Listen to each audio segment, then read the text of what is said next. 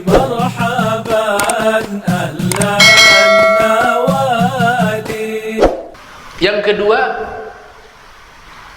Al-Imam Abu Hanifah yang lahir tahun 80 Hijriah, wafat 150 Hijriah. Al-Imam Abu Hanifah ulama yang sangat kaya.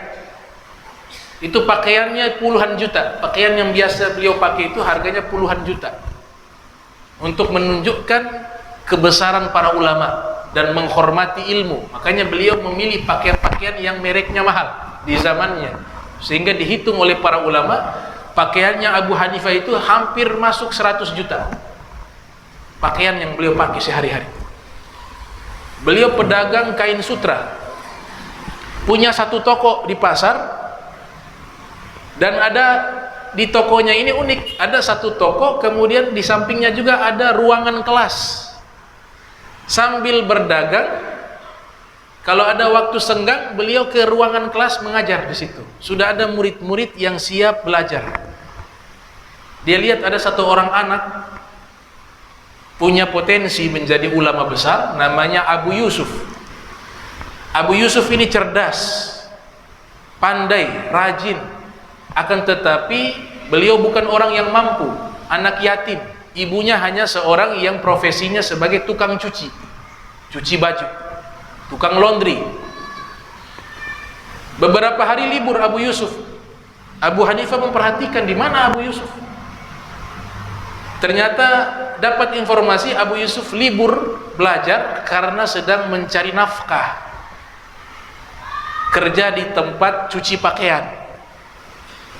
Abu Hanifah mengatakan kepada Abu Yusuf, "Kau tinggalkan saja kerja, belajar kepada saya."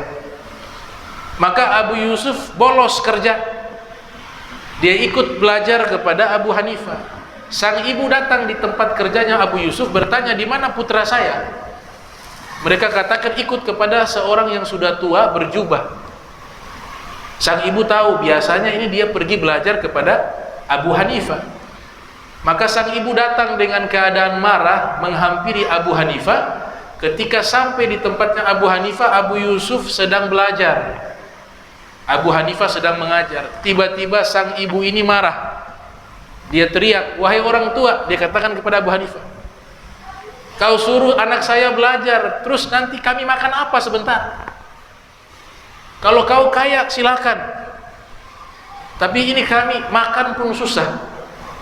Maka Abu Yusuf ikut malu karena ibunya marah kepada Abu Hanifah. Dikatakan Abu Hanifah orang tua. Abu Hanifah mengatakan, "Wahai ibu, ini anakmu Abu Yusuf. Kalau dia belajar terus, dia menjadi orang besar, dia menjadi orang alim, dan suatu saat nanti kalau dia menjadi ulama, dia akan makan puding di dalam istana, piring terbuat dari permata. Kalau dia jadi ulama, nanti ke depan dia dewasa, dia akan berhasil menjadi manusia yang bermanfaat untuk umat, dan dia akan memakan puding. Puding di zaman itu makanan para raja. Dia akan makan puding di atas piring yang terbuat dari permata." Ini ibunya Abu Yusuf realistis. Dia mengatakan, "Tidak mungkin itu makanan para raja." Dia mengatakan, "Oh, ini kamu orang tua sudah ngawur, sudah gila."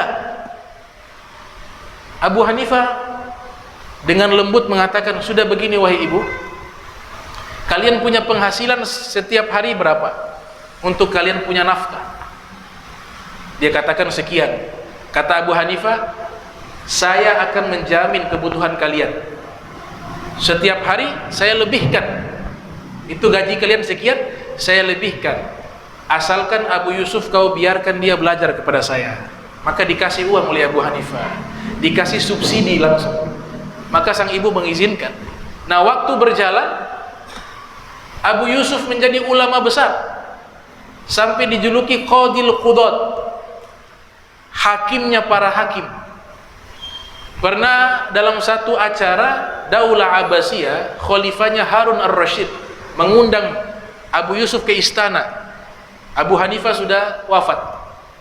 Di dalam istana, Harun ar-Rasyid memuliakan Abu Yusuf karena sebagai hakim dan juga sebagai ulama. Didudukkan di samping Harun ar-Rasyid. Kemudian disuruh para pelayannya mengeluarkan makanan-makanan mewah. Sampailah makanan mewah itu di hadapan Abu Yusuf. Ternyata puding, dan piringnya piring permata. Abu Yusuf ketika melihat itu piring yang ada pudingnya, Abu Yusuf tersenyum. Harun ar-Rasyid bertanya, kenapa engkau tersenyum melihat ini puding? Abu Yusuf mengatakan, dulu saya masih anak-anak belajar kepada Abu Hanifah, beliau sudah menyatakan, kalau saya menjadi ulama, maka saya akan memakan puding di atas piring permata. Benar apa yang dinyatakan oleh Abu Hanifah. Itu diceritakan oleh Ibnu Katsir dalam kitab Al-Bidayah wan Nihayah. Ini Abu Hanifah.